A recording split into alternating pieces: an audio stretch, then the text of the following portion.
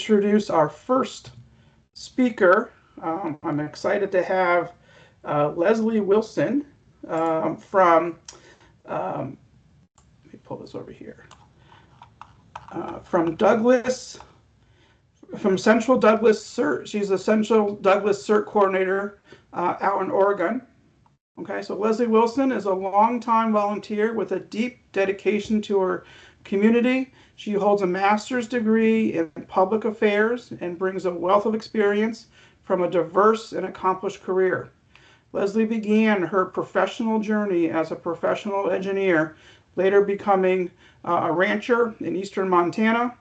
30 years ago, she transitioned careers once again and moved to Oregon and joined Senior and Disability Services as a senior analyst. Her path then led to professional land use planning, where she ultimately retired as a county planning director. Throughout her career, Leslie has led several major community studies and always emphasizing collaboration and civic engagement. Today, as the Central Douglas County CERT coordinator, she continues to lead with purpose, bringing together a countrywide membership to foster community preparedness and resilience. So our first speaker tonight for our topic is Miss Leslie Wilson. Thank you, Michael. I really appreciate the invite to talk before the Connecticut CERT teams and others. I'm going to bring up here a PowerPoint that I put together, and that PowerPoint is specifically working towards collaboration.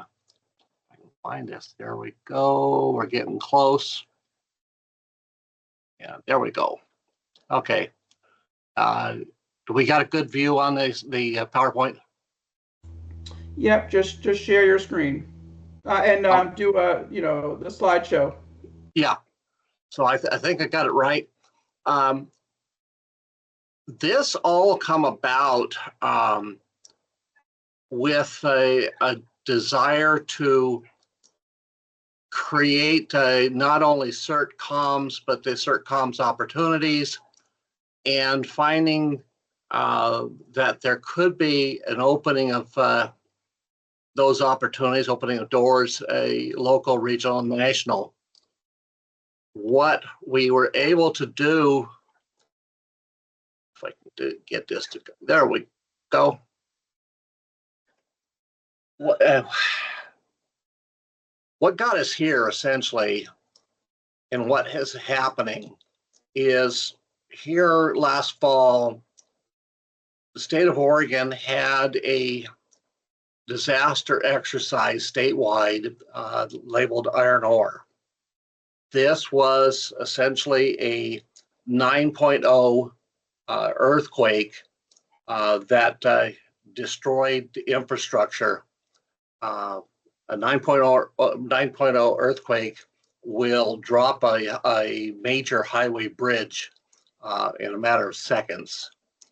And so we worked through the exercise, and we started learning that there was a lot of things happening that we didn't expect.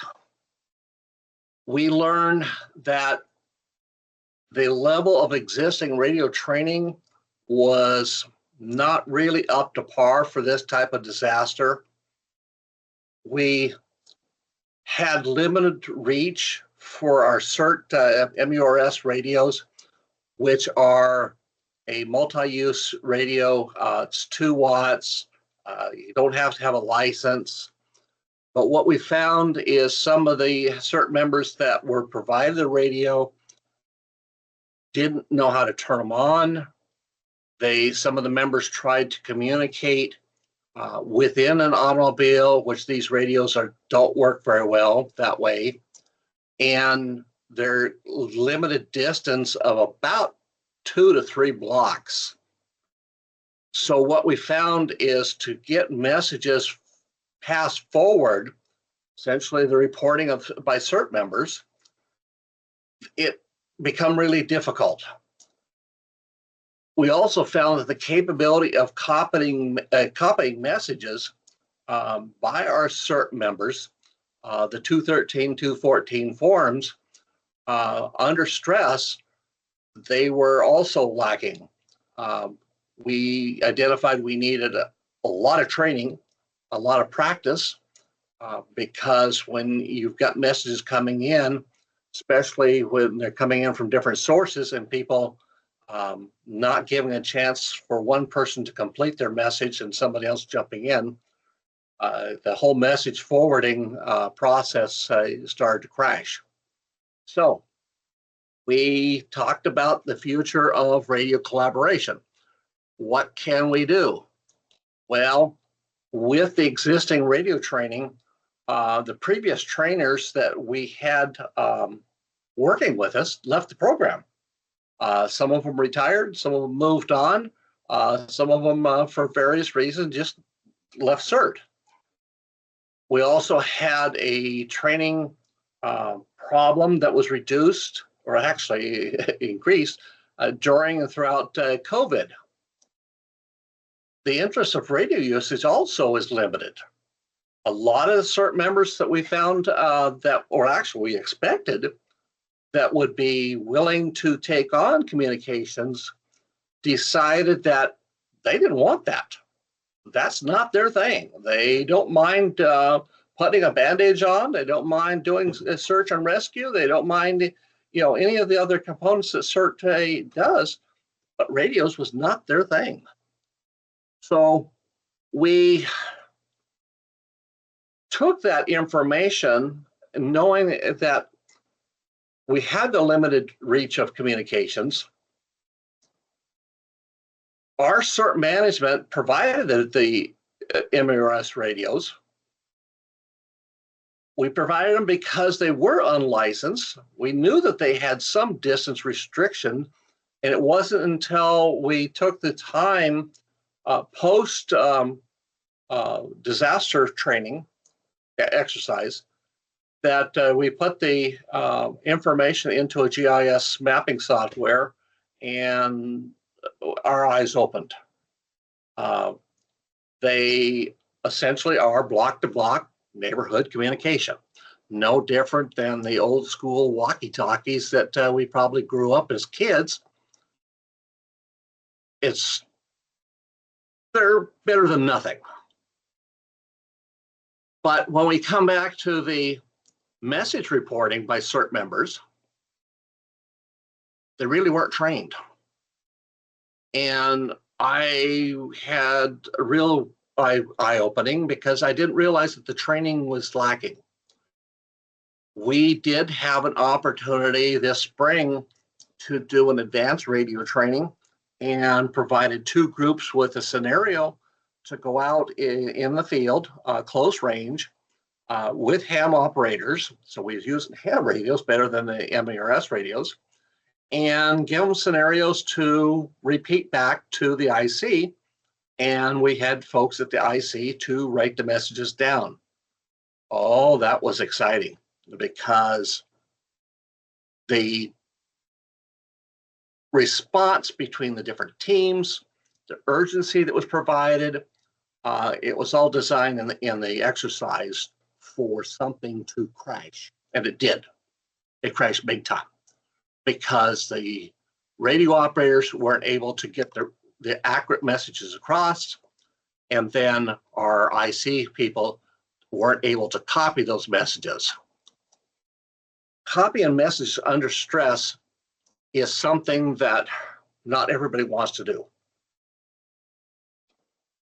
To get that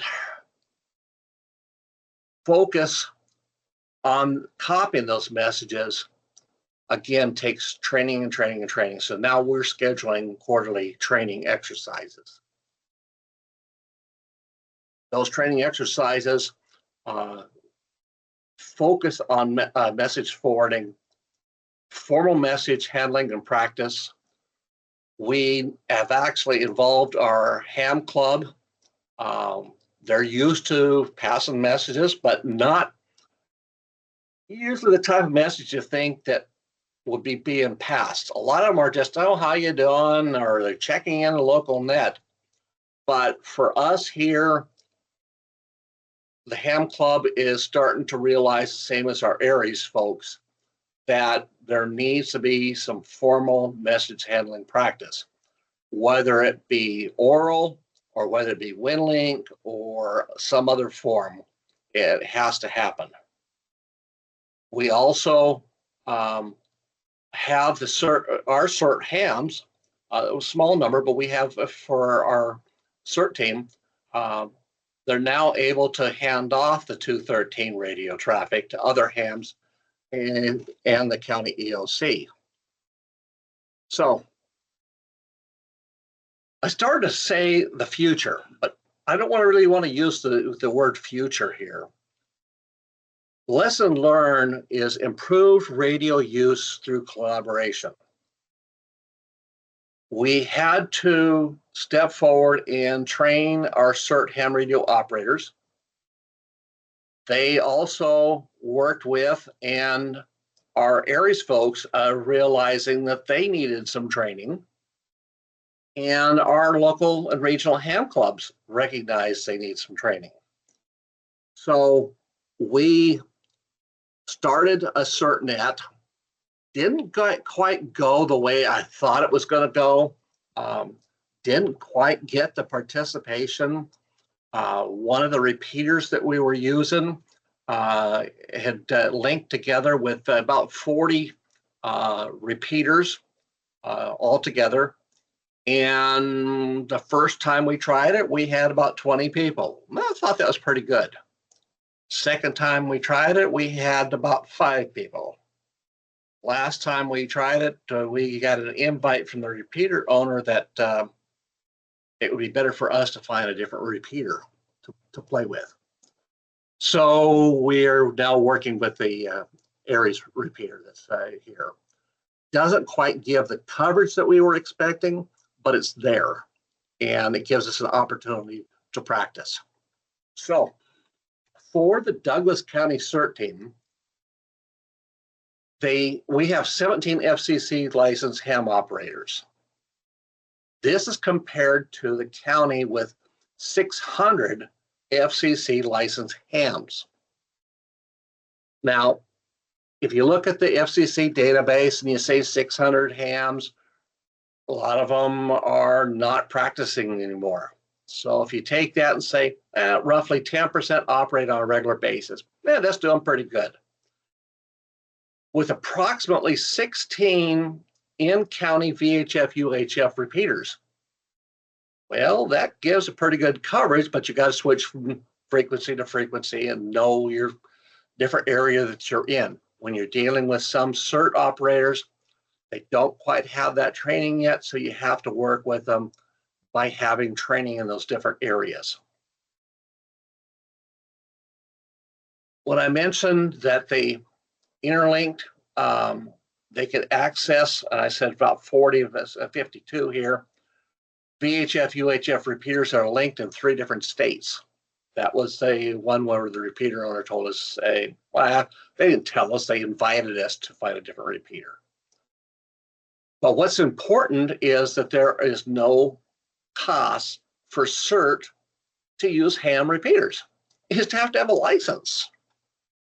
And when you have that, you find that talking to other hams, you can give the CERT message out.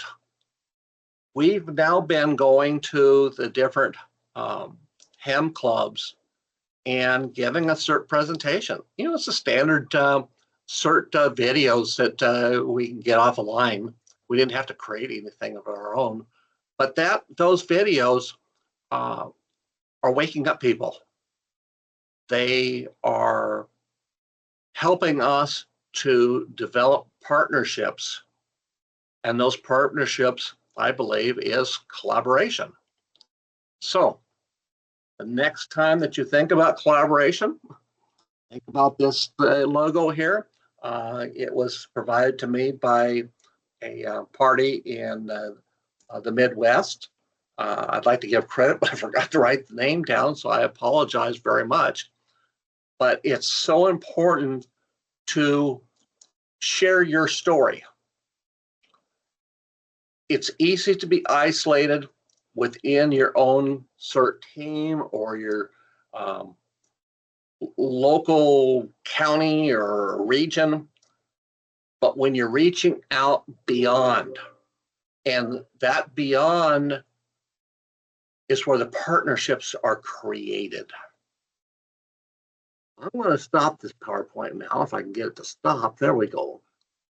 And come back up online and ask if there's any particular questions that somebody would like to toss at me for our experience, because I know that when I actually provided this presentation before our Oregon CERT management, there was a lot of questions and a lot of reflections of people saying, hey, we tried this and it didn't work. Comments?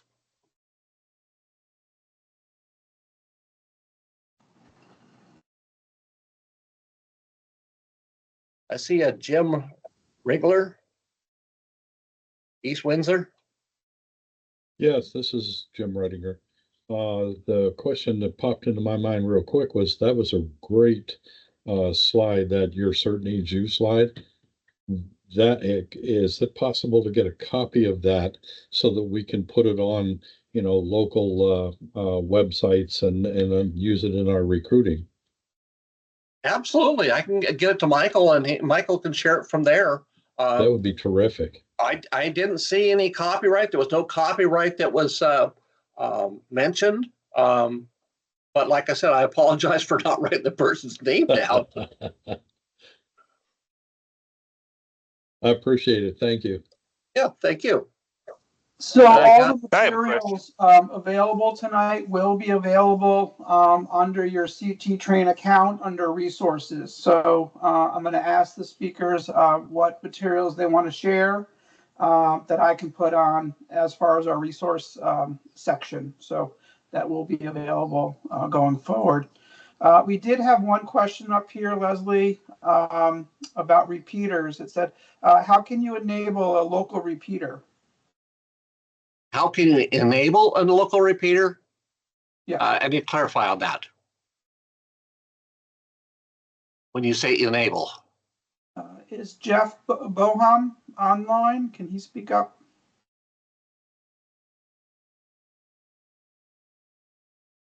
I don't hear you, Jeff. You're muted. So yeah. How can a local team access a local repeater? Can you hear me now? Yes, go ahead. Yeah, thank you so much. Here's the question. In Wilton, here in Connecticut at CERT, we've been having several conversations about certain situations where if all of a sudden communications go down and there are a number of active CERT hands. And the question I have is that we have several repeaters that we can actually reach through our radios and some handheld Baofangs, if you can believe it. I can hit Huntington, Long Island here from Wilton.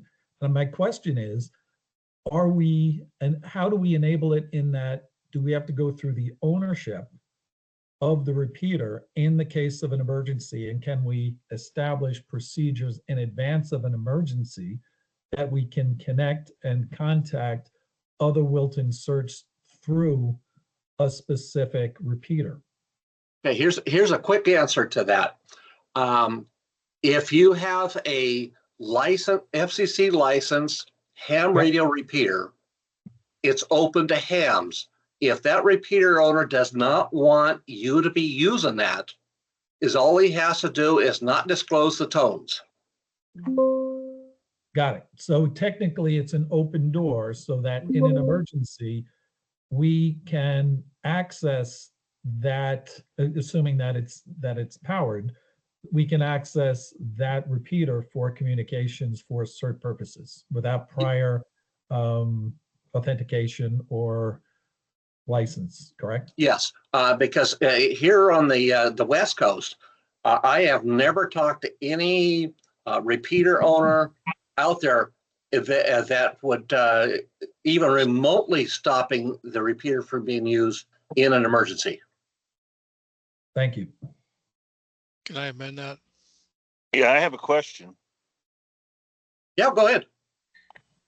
Yeah, I'm president of one club and vice president of another one. Both have pretty wide coverage repeaters here in Connecticut, and I'm curious to know why was a CERT team uninvited to use a repeater? Was there some behavior issues or anything? Because I know both the repeaters that I'm affiliated with would be more than happy to have any legitimate organization using them as often as possible, if need be, for exercises or actual emergencies.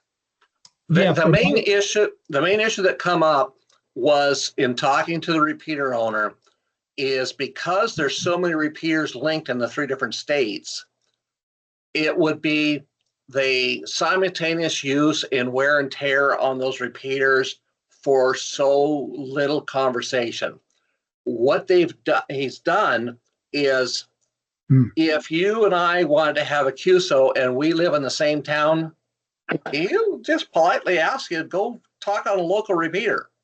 If you are driving down the highway going from one part of the state to another, or interstate, that's what he wants his repeater being used for. Okay. I'll just let you know, like in Connecticut, most of the repeaters are silent 90% of the time, so I don't think anybody minds them getting used around here, but I know it's different in other states. Oh, I know our repeaters around here is probably silent about 97% of the time, and it's about Monday night at 7 o'clock for 15 minutes that they do the net. Yeah, I mean, most groups would probably be thrilled to have somebody, putting them to good use and justifying them. Yeah, and I think that the main key is the word you use, justify. I do know that our local ham club quite a few years ago had some type of rift between them and the Aries group. And so they were invited not to use the Aries repeater. So they ended up buying a Fusion repeater and put it up at another location, and everybody's happy. Yeah, Leslie, do you mind a comment? Yeah, please, go ahead. Thanks. So I operate the repeater for Meriden Amateur Radio Club. We have our own CERT group. And yeah, we'd be happy to host any Aries or any other CERT group that wants to conduct an exercise, let's say a training exercise or something, or some other type of training endeavor with the use of the repeater. And you're right, if the repeater tones are open, if they're published, you're invited to use the repeater. It is courteous to let the repeater operator know that it's going to be used for this purpose, and you just to put out a good foot forward and maintain good community standards. Oh, absolutely. Talking to the repeater owner before you start a net or operating a net is key, just to let them know it's being used.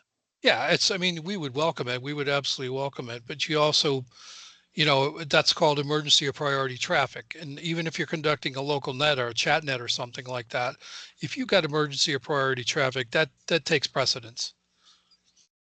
It's strong enough to where the way to think about it is if there is radio communication available and it's an emergency, you use it, whether you license or not. And I'm probably going to put my foot in my mouth, but I have a couple of radios that I can get on law enforcement and fire. And if I have somebody alongside the road that I come up on a wreck and I have no cell coverage, I want to use that radio to save this person's life. What it comes down to. I see a Ross with this highlighted, and I see a Brian there. Yes, this is Ross, KC1MBL. It would be a caveat, I would imagine, to use a repeater for training purposes, and an agreement is well and good.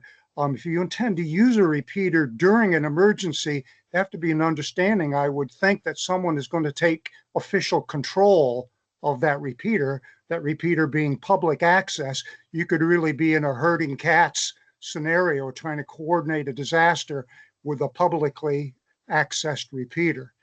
Well, that's where your net control operators come in place and actually declare the repeater in use, and it's an emergency. I know myself, we had a out here on the coast, about 60 miles from me, a tsunami that come in, and I got the message before the CERT team out there. So I come up on the radio, and I actually did a pan call to let folks know that we just received a tsunami warning, and their people started coming up. And matter of fact, I had one of their ham operators that was a technician level and did not know how to turn on the HF rig. So I had to talk them through it just so it's available in case it was needed. So, Brian, down there, WS10 or 10, yeah. Well, you already had a chance to talk. Oh, well, I see a hand up, so. Oh, how do you put it down?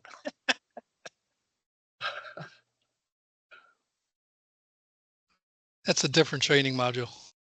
Yeah, there you go. Hey, it was an experience for me to go and play with teams that actually share a screen. So thank you. Michael, I don't hear anybody else. Oh, you got a couple, Randy and somebody else. All right, thank you very much. Let me introduce our next speakers, but I want to thank Leslie so much for presenting tonight. I hope she stays on for the next section, because I'm hoping more questions will come up after Phil and Sam talk. And but that was fantastic to lead us off. I saw Leslie's presentation a couple months ago. She did this presentation for her local CERT in Oregon, and it was very, very well received. And I thought, let me start off tonight's webinar with, how it came about in her part of the country as far as training and looking at the need and the need for training. So thank you for leading us off, Leslie, and let me introduce our next two speakers from Connecticut. So we'll begin with Phil Crombie. Phil's interest in amateur radio dates back to high school, but it wasn't until after retiring from the fire service that he found the time to pursue it seriously. He earned his technician license in November of 2014 and found time to pursue it seriously, followed by a general in March of 2015. Around that time, he applied for and received his vanity call sign, K1XFC, a nod to his time as an ex-fire chief. He achieved his amateur extra license in May of 2016. Phil currently serves as the section emergency coordinator for the Connecticut Amateur Radio Emergency Service, ARES. Previously, he held the roles of District Emergency Coordinator, ARES Region 3, and Emergency Coordinator for the town of South Windsor. He also coordinates amateur radio communications for the Manchester Road Race, which is a 4.78 mile run held annually on Thanksgiving morning. Phil is an active participant on multiple Connecticut National Traffic System nets, both HF and VHF, and he serves as a volunteer examiner, helping license the next generation of hams. His roots in public service run deep. He's been a member of the South Windsor Fire Department since 1972 and is currently a life member. He has served in several leadership roles, including Chief of Department from 2002 until his retirement in 2012, concluding a 31-year tenure as South Windsor Fire Car 12. Phil retired in 2011 as an instructor with the Connecticut Fire Academy after 30 years of service, and also served as an adjunct instructor at the National Fire Academy. Joining Phil is Sam Fox. Sam Fox was introduced to electronics at the age of 14 when he soldered together an AM/FM Heathkit radio. At the time, he didn't know much about ham radio, aside from the neighbor up the street with a tall tower and a big beam antenna.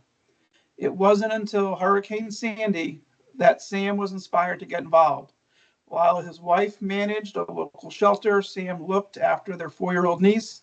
He realized he could do more. Sam earned his technician license in 2016, upgraded to general in September of 2017, and achieved extra class the following month.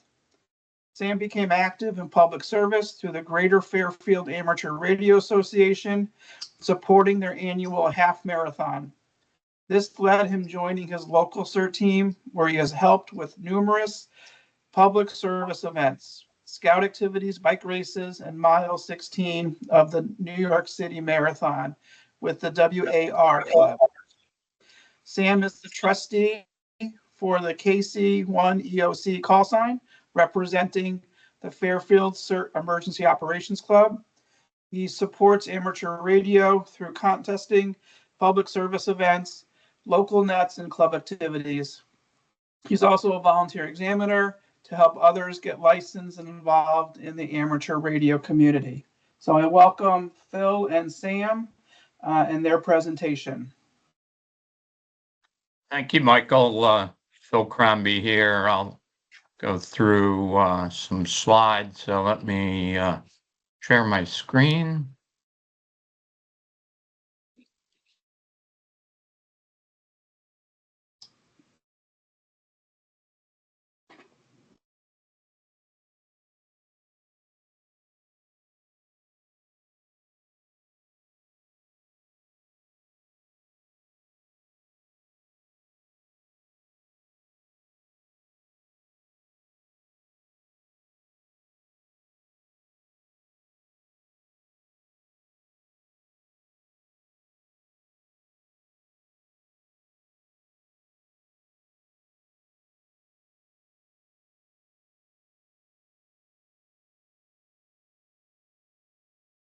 Here we go. Now just, slideshow and.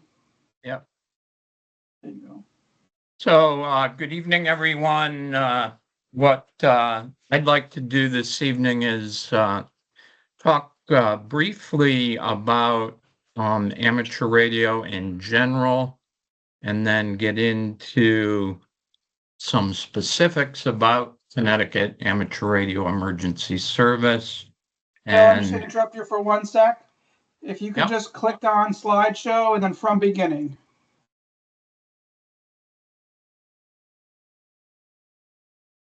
Are you seeing? Slideshow and then from beginning is all the way on the left side of your screen.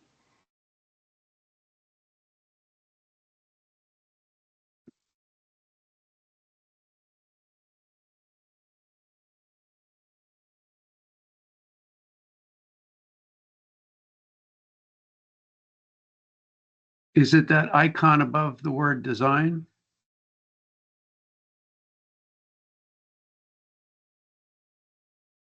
There's slideshow on the top of your screen.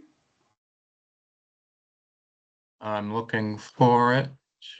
Looks like a TV on a stand with a little arrow in the middle of it, right next to the floppy disk drive.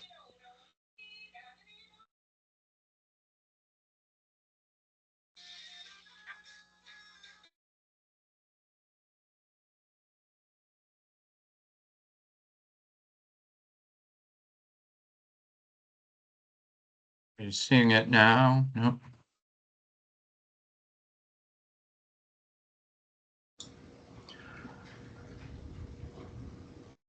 Try your tray at the bottom on the right.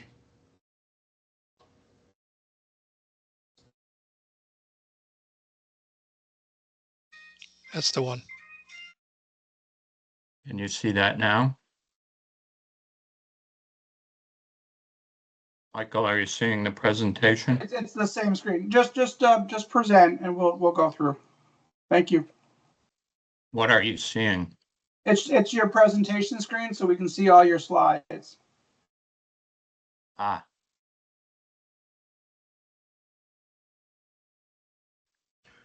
Try hitting F4.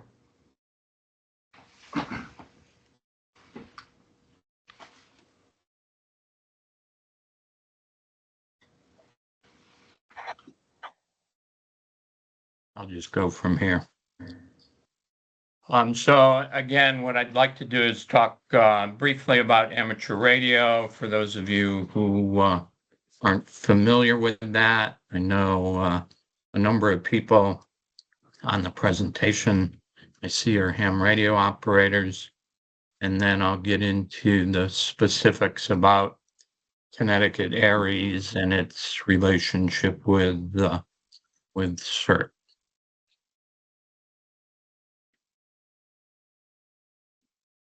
So there's been some discussion already about amateur radio and repeaters and communications in general. Really, amateur radio is a means of communicating when other modes of communications fail. And one of the purposes of amateur radio is to provide that service to communities.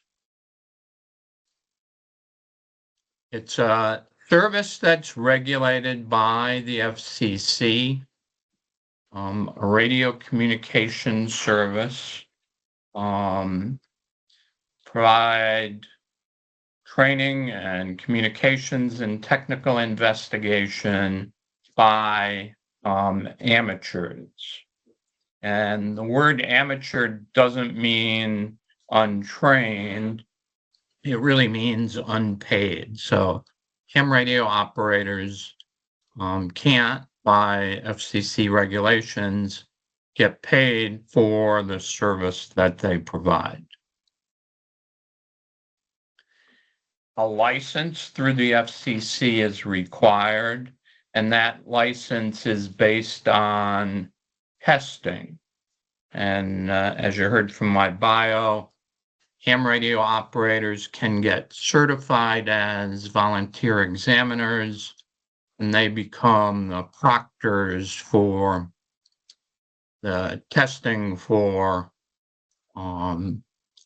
new or amateur radio operators who want to upgrade their licenses. There are 3 license classifications: technician, general, and amateur extra. The technician license requires an understanding of the basic rules and regulations that the FCC has for amateur radio operation. The general class license in the test requires a basic knowledge of radio theory, and then for amateur extra, advanced theory. And by going through those different license classifications, you get different privileges. So we've already had some discussion about repeaters,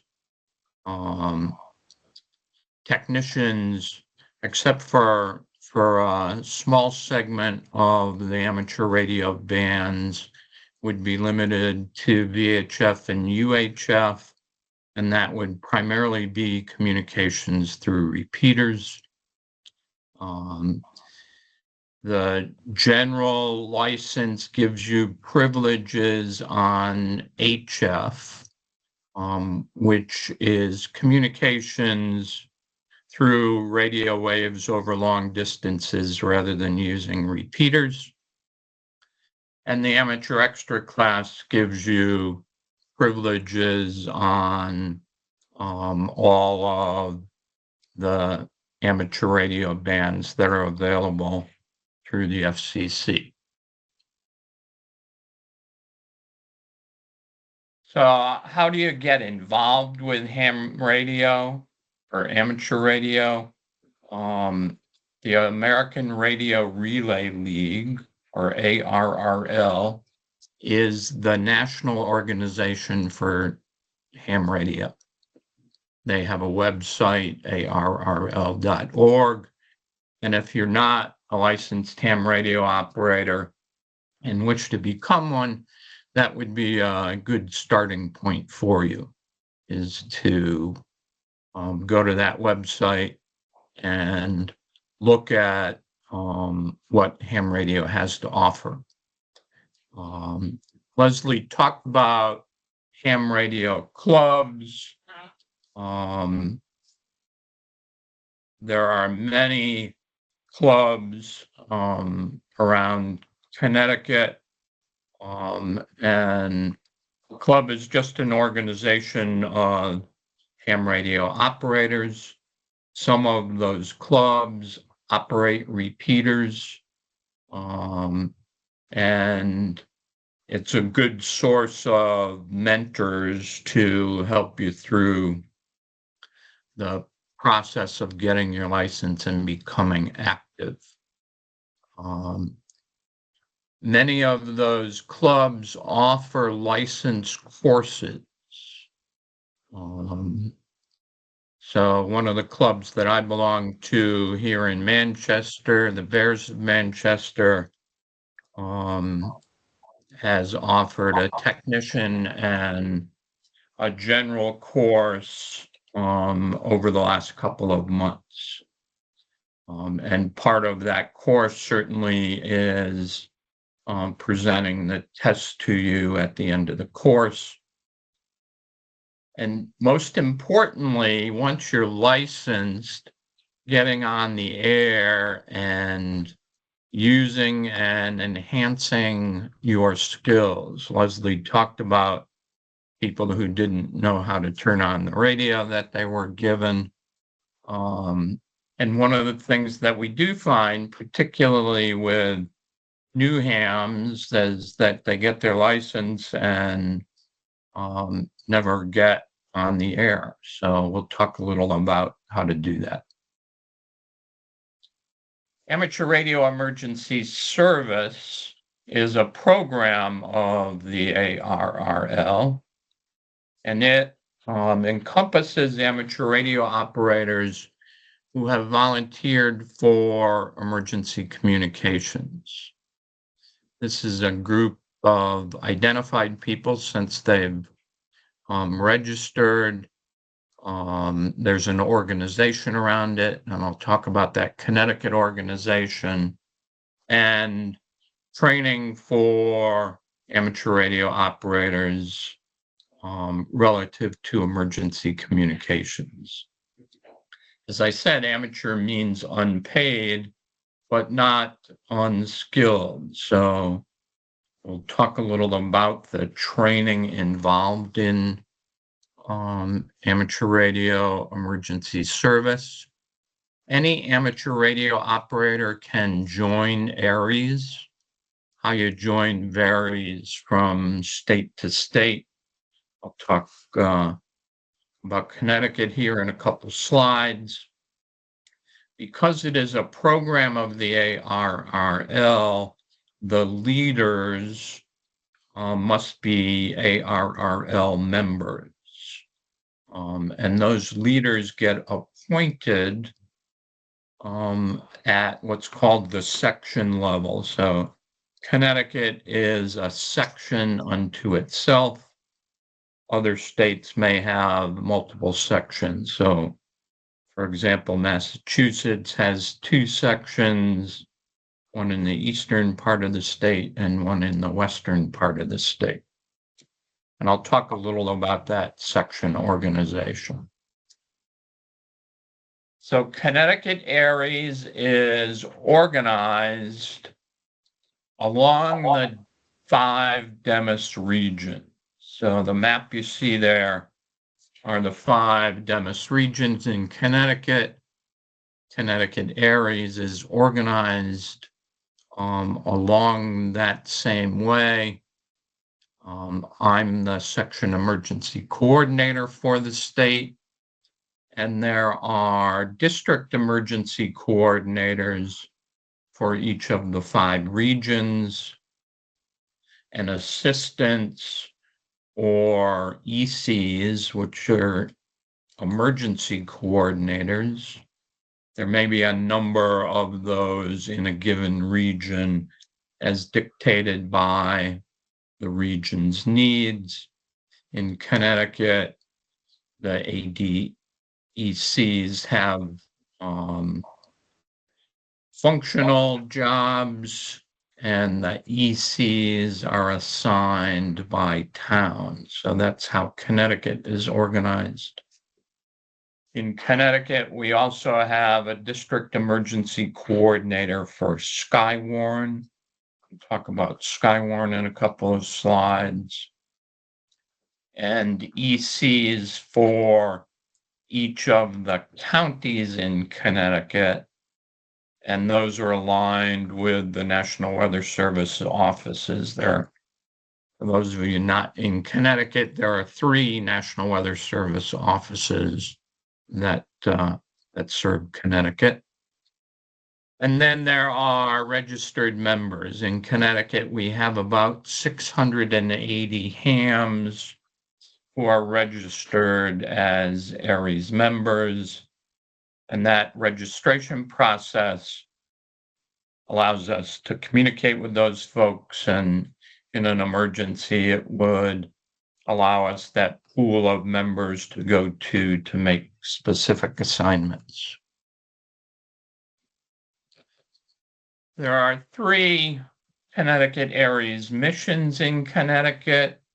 One is to support, partner, or served agencies. DEMIS is one of those. So, for example, there's a amateur radio station in the DEMIS Region 1 office in Bridgeport, Connecticut. To support local towns and or CERT teams in those towns. So South Windsor, for example, the community that I'm in, had a CERT team. It kind of fell apart during COVID, but we still have an amateur radio station in the EOC and ham radio operators in South Windsor that know how to operate that equipment. We also support the Red Cross. In fact, there's ham radio stations in the Connecticut Red Cross headquarters in Farmington, as well as a number of their regional offices. And the National Weather Service, and as I said, there's 3 National Weather Service offices that cover the state of Connecticut, and you can see those there. We also participate in state and regional activities. FEMA Region 1 has an auxiliary communications group, which includes the SECs from the 6 New England states. So I represent Connecticut. We have ham radio operators on ESF2s in some of the regions in Connecticut, and also on incident management teams in Connecticut. And as Leslie talked about, we can provide message handling, either ICS 213 messages for incident command, or National Traffic System radiogram messages that would allow welfare traffic to be passed during an emergency.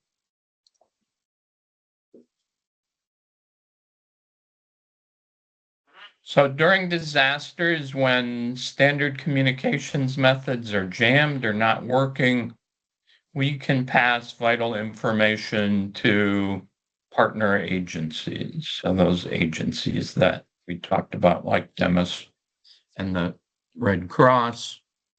We can provide situational awareness using auxiliary communications channels rather than public safety communications channels. So it provides a secondary channel so that some situational awareness information wouldn't necessarily need to be passed on public safety channels when there's a lot of traffic. And we relay welfare messages between members of the public through that national traffic system. So Connecticut has ARES has a website, ctares.org. For those of you in Connecticut that are amateur radio operators, on the left-hand side of that web page, there's a pick for membership, and you can sign up for ARES and put in your contact information so that we have all of that and can contact you if we needed to deploy you. ARES has training. There's a training task book that the ARRL has put together. It provides 3 levels of training to ARES members. Level 1 is the entry level, and that basically includes the skills that you learned as in the process of getting your technician license. Level 2 is a set of skills obtained through coursework and training, and I'll talk a little about that specifically in the next slide. And level 3 is an increased skill set that would allow you to be appointed to ARES leadership positions.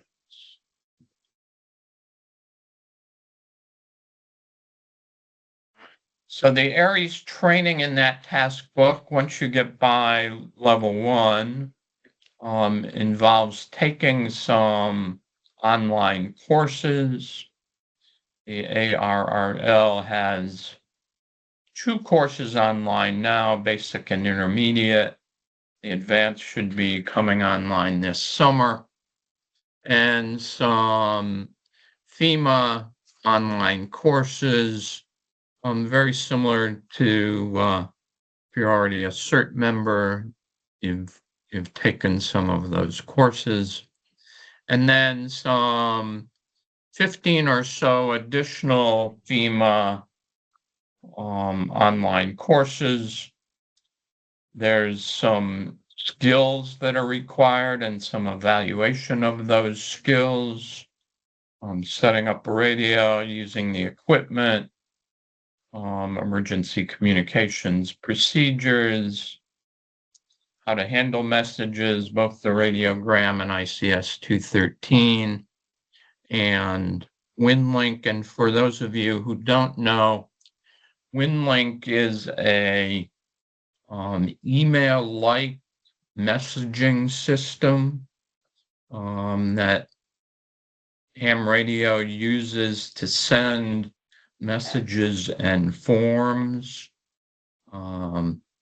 It can use repeaters and the internet, or it can use what's called peer-to-peer communications, so that if those repeaters were down because of the disaster, peer-to-peer communications would allow those WinLink messages to go through. So I've talked about Skywarn and NTS. Skywarn is a program of the National Weather Service. It involves both ham radio operators and others. You don't necessarily need to be a ham radio operator. And it allows those spotters, either hams or others, to provide ground truth information to National Weather Service offices. And in Connecticut, one of the ways we do that is by bringing up Skywarn nets in storm situations, summer storms, winter storms, tornadoes, whatever it might be, and having representatives from the National Weather Service join those nets to take the specific information that the National Weather Service is looking for, and depending upon the event, the specific information varies. So the National Weather Service provides training for those skywarn spotters. And during that training, you'd be provided with information on what information for particular types of storms the National Weather Service would be looking for. The National Traffic System is a system set up to pass messages around the country and around the world. Connecticut has a number of local NTS nets that occur every day, 7 days a week, 365 days a year. There's a section level net, which occurs every day, 365 days a year on HF. And it's that HF net that brings some of the message traffic into Connecticut. When there's no emergencies, that NTS messaging system, most of the messages are routine messages that help us exercise the system. So there are a number of ham radio operators around the country who send messages to new hams, welcoming them to amateur radio. So if you're a ham radio operator that's been recently licensed and you're in Connecticut, you might have gotten one of those messages. So the messages come into Connecticut, ham radio operators would identify where the person is, and a local ham radio operator would typically give you a call or send you an email with that message.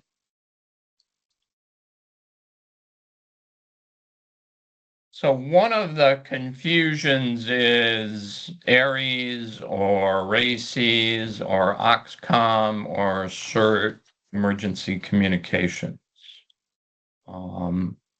They all use ham radio operators. And I'm going to talk a little about the purpose of each of those as I see it.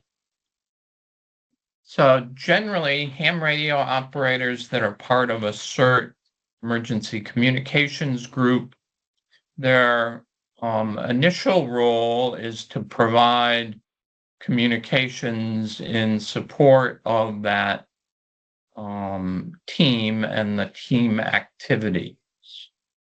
And that can be done on amateur radio frequencies if that team has licensed amateur radio operators, or unlicensed team members could use other communications channels. They might have public safety radios in their communities. They might use some other frequencies that are available through amateur radio or through the FCC, like Leslie talked about with the MERS radios. And again, their role is really in support of the team activities to which they're affiliated. ARES in Connecticut, certainly CERT members who are amateur radio operators are encouraged to join ARES. I'll talk about a couple of the reasons for that in the next couple slides. But again, your first priority would be to provide communications and other support to your team. You might also as a CERT emergency communications operator, communicate with ARES. In Connecticut, we might have ARES nets in an emergency. You could communicate with neighboring CERT teams using amateur radio frequencies, maybe to provide situational awareness or to share resources. Here in this part of the state, South Windsor and Vernon and Manchester have active emergency communications teams. So from the South Windsor EOC in an emergency, I could talk to ham radio operators that are based in Vernon or Manchester EOC and share information or allow communications between those EOCs. That doesn't necessarily need to take place over public safety channels. And depending upon how large the CERT emergency communications team is, some of those team members could be available to be detailed to Connecticut ARES assignments. So for example, someone like Sam on the Fairfield CERT team, if the manager of that CERT team allowed, could be detailed to the amateur radio station in the Demas Region 1 offices in Bridgeport.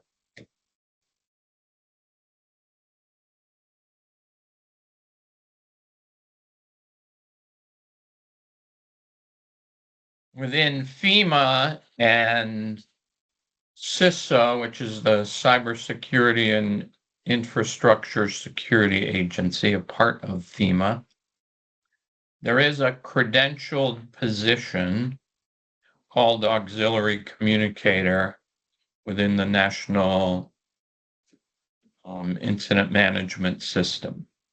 And those auxiliary communicators operate under the communications unit leader. There is an AUXCOM position task book and training that's provided.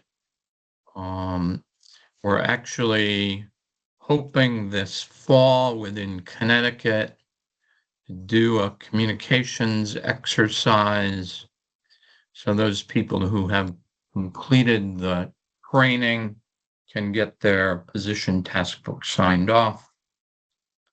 The fact that you have that position task book signed off shows your competency, and some agencies may require you to have that certification to operate in an EOC or UCCC.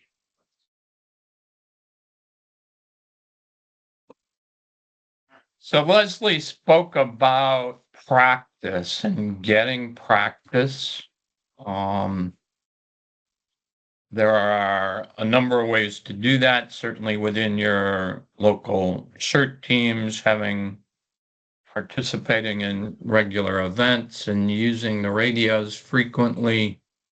Amateur radio operators participate in providing communications for various types of events, both around the state and nationally. As you heard from Sam's bio, he participates in the New York Marathon, providing communications from one of the mile positions.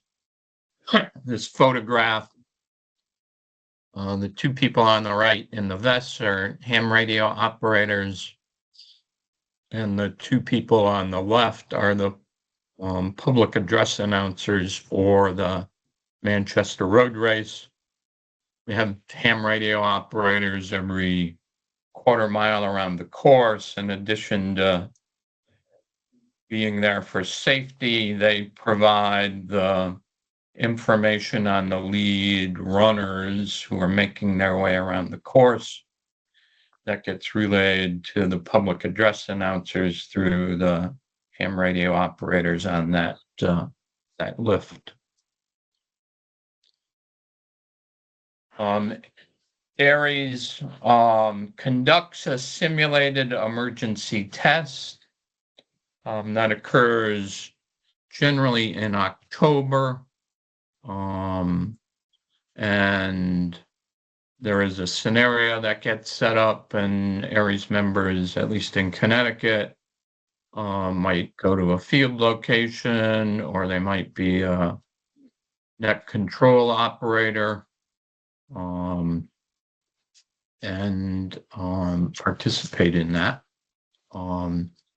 Most of that emergency communications would take place remotely.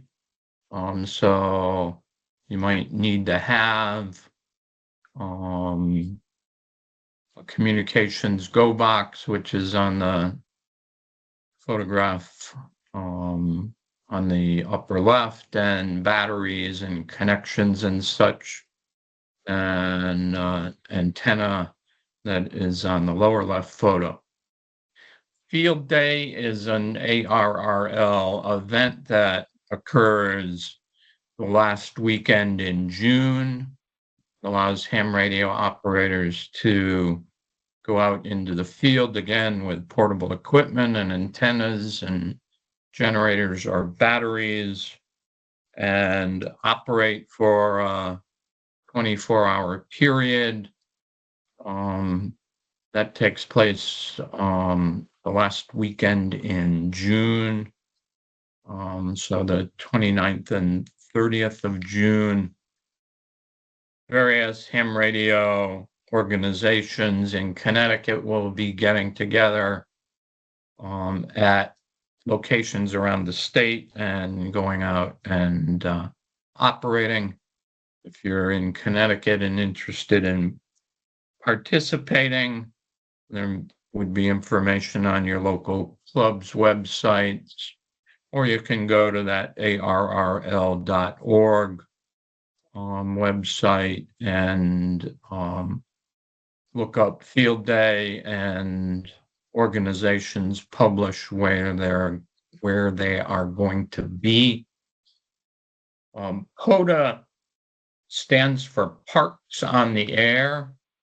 It's a way to get ham radio operators again out into the field and operate on various frequencies and various modes. And that occurs throughout the year. So that would be another way for ham radio operators to get experience operating in the field.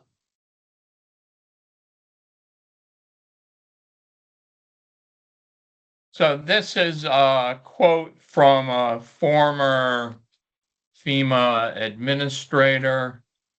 You can read it there, but he talks about ham radio being potentially the last line of defense.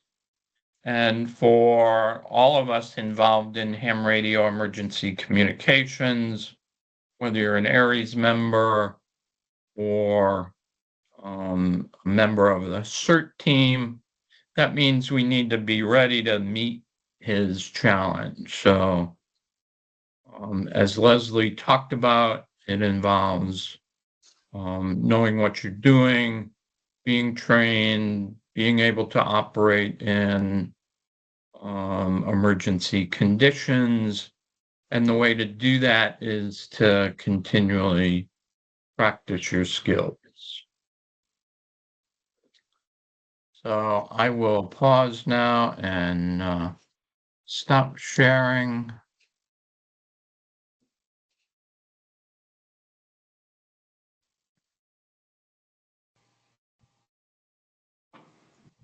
Phil, thank you very much. That was a fantastic overview. Let me go through some questions. I think Jeff has a question. I do. Thank you. You mentioned FEMA in multiple slides. The last time I checked, the FEMA website has actually been down for quite some time. Can you comment on the availability of materials on the FEMA site, particular to the topics we're discussing? I haven't been on the FEMA site in a couple of weeks, but the last time I knew it was up, there was some information that had been taken down as part of the DOJ efforts. But I think the website is still there and the online training was still there. See, I couldn't, if somebody could check that out. Number of teachers are involved in it. Question. Artificial intelligence. Are you suggesting a particular part of the FEMA site? Because Yeah, most of the training applications, because in Wilton, we just completed several training modules from Stop the Bleed to multiple others, and they were inaccessible. I've been using it right along and I haven't had experienced Okay. any problems with it. That's why Thank you. I was asking, yeah.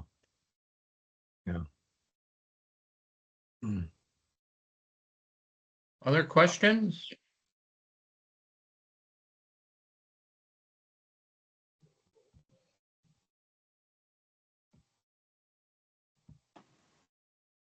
All right, I'm gonna turn it over to Sam for a few minutes, and he's gonna talk about the specifics of what Fairfield CERT is doing relative to communications.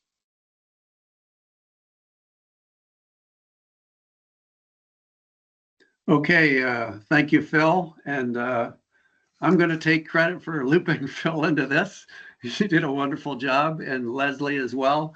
Good to get a really active CERT team perspective. What do I have to say?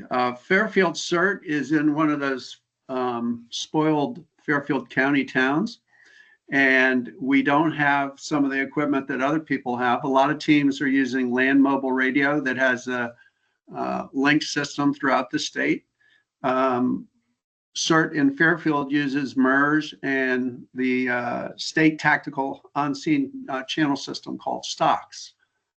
And so when we do an event, which is what we mostly do, we do exercise for shelter setups, and we've done some propagation testing and other sort of activities.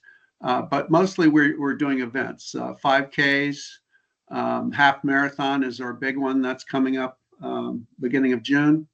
But we also do parades, fireworks, and help with traffic and mainly parking for most of those events. Sometimes we get into pedestrian safety and intersection control for pedestrians mainly. But that's Fairfield CERT's basically activity level. I did want to say that in the state of Connecticut, we're very fortunate to have the access to the KB1 AEV repeater system for CERT. And there's a Tuesday night net at 7:30 for ham operators, and any ham operators are welcome to join that net. Certainly Aries is a key component of that, and Aries also uses that net, I believe. Actually, I'm not sure. Yes, on Sunday nights, analog net. There's also the HF net on Sunday, first Sunday of the month.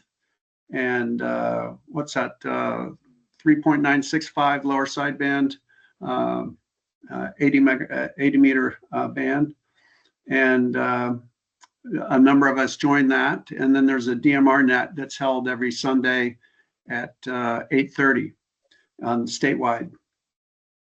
Let's see. I said we're spoiled in Fairfield because our taxes, we're a fairly wealthy county, and our taxes go to provide tremendous public service through firefighters and police and others. So we have been invited into the EOC. We haven't consummated that action, but hopefully we will. My emphasis, I wanted to say that Aries is a great training ground, and CERT is a great pool of talented, energized people, and we need to get together. And that's really where I came into this evening. And what's really wonderful, and I think it was pointed out certainly by Phil, but the ICS courses 100, 200, 700 are the ones that CERT would like all the CERT members to do. And those are also basic components of the Aries operation. Understand the national management system. So that's a really good deal. In Fairfield, I have a personal goal to train operators, initially hams, but I'm rethinking that because I realized that I can get any CERT member to understand an ICS form and how to fill it out. And if anybody's familiar with WinLink, and Phil, you pointed out WinLink as a radio email system that also uses forms. The difficult part sometimes, I have problems with writing, but the difficult part sometimes is actually getting that message transmitted. Filling out the message, you can often hand a blank to somebody and have them fill it out. You can give them a thumb drive with the form on it and say, fill this out, and bring the thumb drive back, and then you upload it and send it. But ICS forms are very, very important for documentation real time. If there's an incident, I know a number of you have been involved in them. I'm a novice, haven't been involved in anything other than my military career, but documentation is where you get reimbursed. The town does. And I think in Fairfield, I'll give you some statistics. I think we garnered about $60,000 reimbursement for the town based on our training hours and our commitments of what we do for the town. And we did food distribution for seniors during COVID. We did test kit distributions. We did, handing out of test kits. We did phone bank to get people set up for testing during COVID. It was a really good exercise for the town and very well received. Let's see. The ICS forms, though, as I said, can be handed out and then turned into your communicator or your radio operator. But documentation, real time, is how the town is going to get reimbursed, and you're going to garner great value through that. Why electronic forms? And I think Leslie brought it up, but when you're doing handwriting 213s, ICS 213s, which is the message form, it's difficult to keep up with it. And if you've got detailed information or digital numbers, they're very well handled by doing digital comms, and that's the forms over WinLink. So that's why that's so important. What forms do they have? They have infrastructure status reports. They have logistics requests. They have hospital bed availability. There are a slew of forms that are available. I'm a little delinquent. I was just on when somebody mentioned FEMA wasn't, the site wasn't working, and went on and quickly tried to find the FEMA forms, the ICS forms on FEMA site. And I do see an ICS form site with the ICS forms on it. It's at FEMA.gov, EMI web /ICS resource /ICS forms. And it has all the forms. So for any club that wants to train up their CERT team on the forms, you don't need to be a ham operator to learn the forms. And I really encourage everybody to start that process and for your own town's benefit. And as I said, Fairfield's very spoiled. On North State, there's a lot of volunteer fire, volunteer support, and CERT teams get much more involved in the day-to-day. I know Wilton is very involved in their, they're a very fortunate neighborhood too, but they get very involved with their town. Let's see. Oh, back to Fairfield. We have 125 approximately CERT members. We have 19 with active ham radio licenses. And I think for the state, the CERT count was 60 teams in the state and 1,600 CERT members. And those numbers are 2023. The 2024 haven't been consolidated and ginned up. But that's a fairly remarkable set of statistics. The other thing I'll bring up quickly is what radios do we use? What can you do? And Phil was very, very good about filling in all the activities, the POTA and things like that. Recently, I've gotten the Meshtastic and ArdenNet interest. Meshtastic is a little internet free mesh that can be set up. It's 915 megahertz. It's you don't have to have a license for it, and you can send text messages and emojis if you like. The ArdenNet is gigahertz frequency and can handle video streams and the like. And we use one of those setups down at the New York City Marathon. We run 3 different cameras and we feed Central Park, which is the main hub. How do you get into ham radio? Well, radios run $25, $30. You know, the inexpensive ones. A test is $15, and there are free online study guides. And any local ham club, you can go and search online, and it's very easy to get in. Our CERT team has recently, we've done a thing on nets and subnets. And I think our plan going forward, we have an existing ICS 205 form, which is your communication plan. But I think we're going to change it up, and we're going to have our overall net, command net, if you will be ham radios because of the power and range that they have and the use of repeaters. So we can get over hills to cover the full course. And then we'll have subnets in parking lots and over the hill, let's say in Southport, that kind of thing. But I'll draw it short and call it sweet and done. And thank Phil for carrying the ball on the areas portion and Leslie for doing a wonderful job on CERT. So thanks, everybody. Open for questions if anybody has them.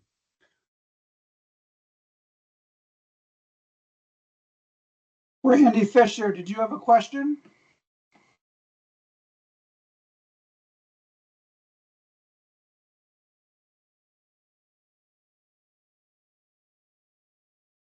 Randy, if you're asking, you're on mute.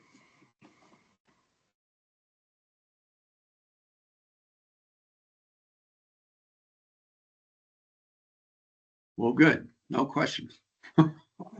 So I have a question for Leslie and Phil and Sam, or anyone on the webinar tonight.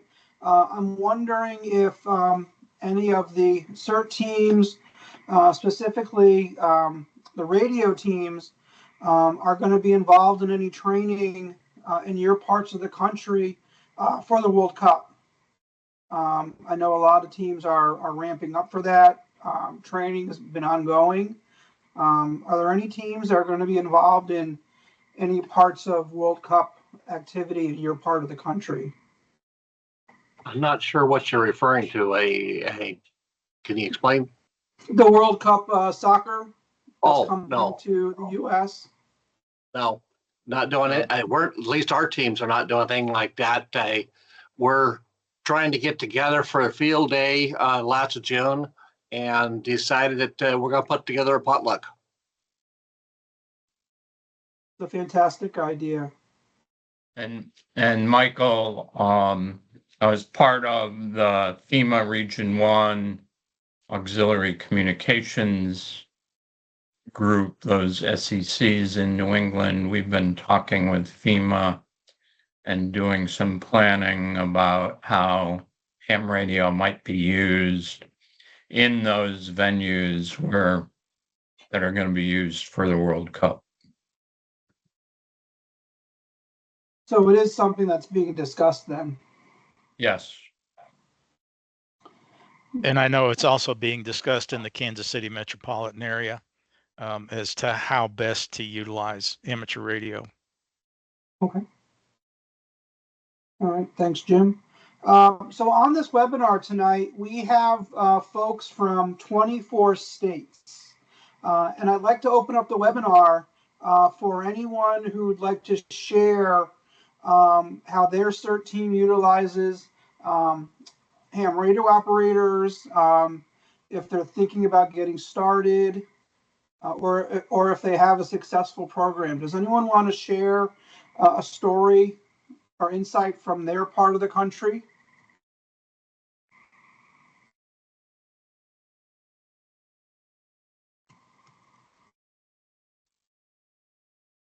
So, Yeah, Ryan? Rob,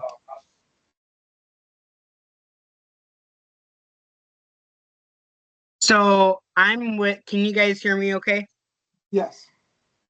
Okay, so I volunteer with Ogama County CERT here in Michigan, and our team just recently started really enforcing to use the ham radios because our counties have limited funds, and our county department doesn't really want our CERT group when we're out working something to clutter up the county simplex radio. So we have been doing the transition from switching from the county radios to ham radios. Okay. Thanks for sharing. May I add something here? It's something that I'm working on and with respect to Fairfield CERT. But we need, when I say we, I'm talking about all our CERT organizations need a seat at the command post where we can talk directly to either police or fire, whomever. Even when we do events, we need that. And that's been something we've been working on over time. But you can imagine the unruly crowds coming out of a July 4th fireworks display and not wanting to pay attention to a CERT, person trying to direct traffic over into a single lane from double lane. And hackles gets raised, and it would be good to have immediate communications with police and that kind of thing. So, having a seat at the table with those command posts is critical. Excuse me. You're saying you want your CERT members to talk directly to the police department and fire department? One member of the CERT team. So, If so I have a understand, seat at the command center. if I understand the structure correctly, the CERT member should be, you should have a CERT coordinator or assistant coordinator who would sit in the EOC, and they would talk directly to the emergency management director. They would not make direct contact with the police department or the fire department or any other department. Any communication should always go through the EMD, and then he or she will screen that and do what has to be done and add his experience to that when they speak to the other departments. I understand that's the procedure. Yeah, Don, thank you. I agree with you for an incident. I'm really talking about events where the EMDs aren't present, and it's a little more lax, but it gives us that exercise capability. If the EOC is open, then the EMD should be available for that. The only two people I understand who open the EOC is the EMD and the CEO or first selectman or whatever, whoever is in that seat. For our events, the EOC is not in operation. Okay, so why would you have a seat there then? I'm confused. At the command post, not at the EOC. I'm sorry, my mistake. Yep, sorry. I wasn't clear. My bad. Okay, thank you. Yep. Ryan, I need to ask a question. You mentioned that you're going from county radios over to ham radios. How is the sentiment with your members there doing that, where they have to take a test, they have to buy the radio, et cetera, et cetera? Where I'm having a problem here where we're using the Mirrors radio and trying to get away from them going to ham, but a lot of them don't want to have to take the test. So I said, well, how about GMRS radios? They don't even want to pay the, what is it, $10 fee or $30 fee or whatever it is for the GMRS license. How do you deal with that? Well, from what I'm understanding, a lot of our people within our county becoming CERT, they have already had their ham license. Okay. Some of us, like myself, are still in the process of getting it. I've taken it twice and failed. And then there are some who just simply said, you know, I'm not going to do it. So with our team, those who are not licensed yet or who just simply don't want to do it, we typically run group. So if we have, let's say, 10 members running a certain event or etc., okay, we will figure out numbers and put non-licensed hams with a licensed ham. That way there's still some form of communication within the group. Okay, and that's what I'm trying to do here.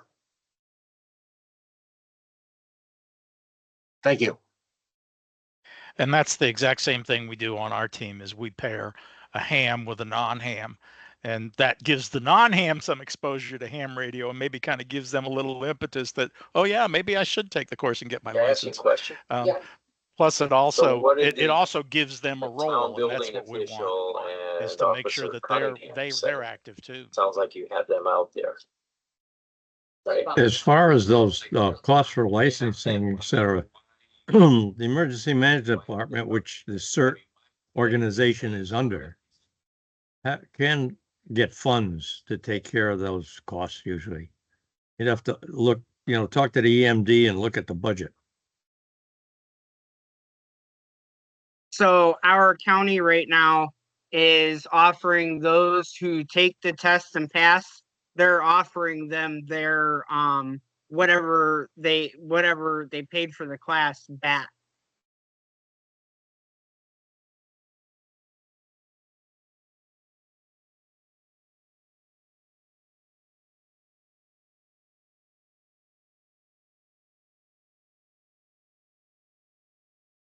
I'm going to go to Rob. Rob, did you have a question or wanted to make a comment? Yeah, thanks, Michael. No, it's just an observation. And I'm part of the Wallingford CERT organization, Wallingford, Connecticut. And we use one of 3 radio systems. Back probably 4 years ago, 5 years ago, the town of Wallingford decommissioned a lot of HT75 Motorola's from their system, kept a license, and they gave it to the CERT team. And because we've got several Motorola technicians that have the software and the training ability, they reprogrammed these radios with not only the town frequency, which does not require a license, but also our local repeater, along with the MURS service. So based on who we have, because we have, I believe, 68 CERT members in our team, and roughly half of them have an amateur radio license, but you don't always get a CERT member that has an amateur radio license, right? So we either pair up an amateur with a non-amateur, or we can tell them, okay, you're going to be using this channel on this particular radio, and we've got probably a dozen or more radios that are programmed like this. You can pair up somebody who doesn't have a license and just switch everybody over to an LMR channel or a GMRS frequency as well. We do operate a GMRS repeater. for CERT use in the town, in and around the town of Wallingford. So we have three options as far as radio services for our CERT members to be able to use, and that's depending on capacity, who you get to show up at an event. So I think that's a pretty good solution for our condition. We were pretty nice to get those radios from the town of Wallingford. They're all pretty well, and all we got to do is replace the batteries. That was all I had. Thanks, Rob, for sharing. I think my question to the group is for the folks on this webinar that are looking to add that communications aspect to their team. For the teams that already have all these resources, how did it start? Did you approach the EMD? Did you approach the municipality and show them the value of this? So I'm asking for the teams that already have this asset.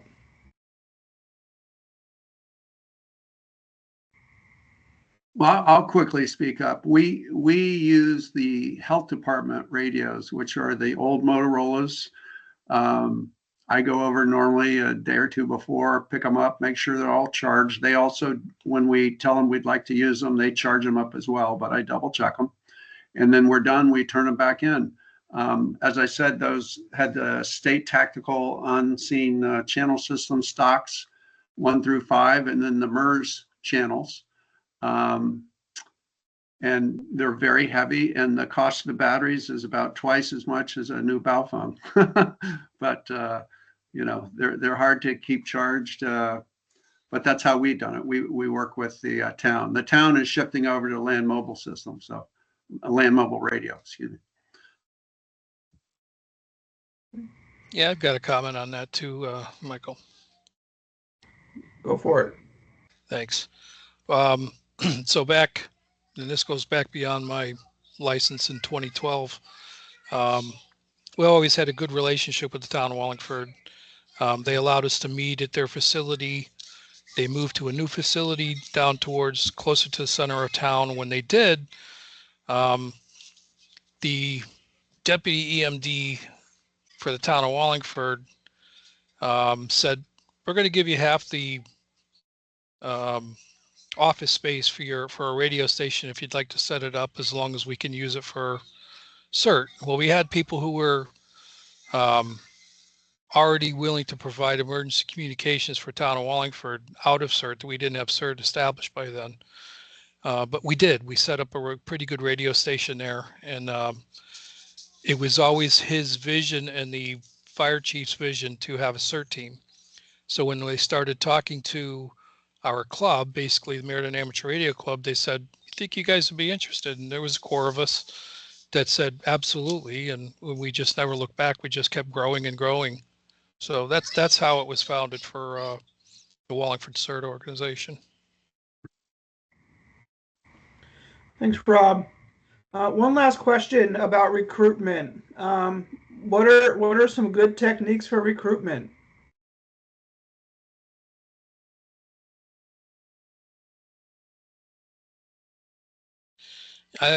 Just from Wallingford standpoint, we reached out to the Wallingford Health Department. We used the Wallingford Public Library and offered courses, and we had Wallingford citizens, people in and out of the town of Wallingford that were interested and wanted to give back. And just from that kind of outreach, we've grown to, like I said, about 68 now. That's amazing. That's amazing. Does anyone else have any other questions? Well, I was going to make a quick comment, Michael, about getting new CERT members.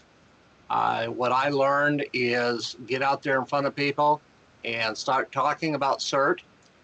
Explain to them what CERT can do for them, and explain when the training opportunities are coming up, and get their name down on a piece of paper with a phone number or email or whatever, and continue to make contact until you get their attention. Yeah, that's a really good point, Leslie. We do outreach too, because we have open house Saturdays at the we call it the OEM. That's really what it is. firehouse, and people come in and say, "What are you doing here?" And we kind of show them the radio room. We show them the CERT stuff. We also deploy for the town of Wallingford during the parades and community events and road races and things like that. And we get people coming up to the booth and they're just asking questions. And there's always usually a firefighter or like a volunteer firefighter or someone from the EOC that's there. We provide them with materials, and that's kind of grassroots. That's kind of how we grew it. Good point. Rob, are you willing to share Wallingford's great idea of calling Santa and having the public involved in that? I saw the flyer last year, and fantastic idea, and I just wanted you to know if you'd share that idea with others. Sure. So we had Ed Snyder, who was our president at the time, had an idea, brought it to Lenny Gersha, who's our deputy director, and said they called it CQ Santa. And well, let's try to see if we can do this thing. And town thought it was a great idea. We publicized through the town channel on cable, through the library and posters and flyers they put up, and they had folks show up, and the parents loved it.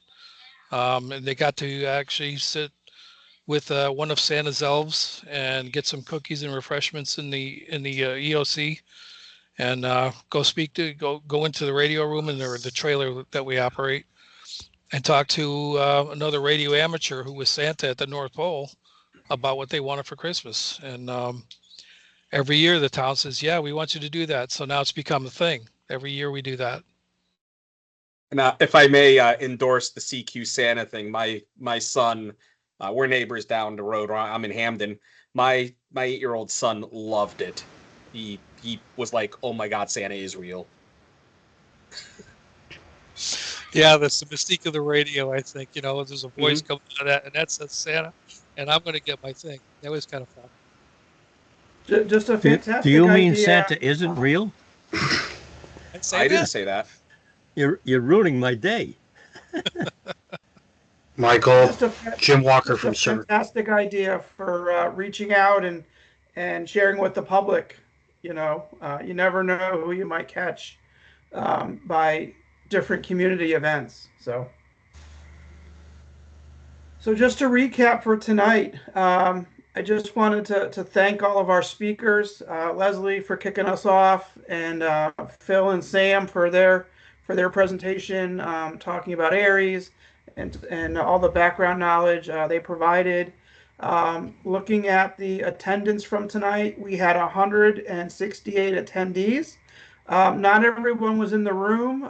We did have 3 groups that filled that out. So we had 3 CERT teams that had their meetings tonight, and we were broadcast into their meeting rooms. So 168 CERT members from 24 states, which is fantastic.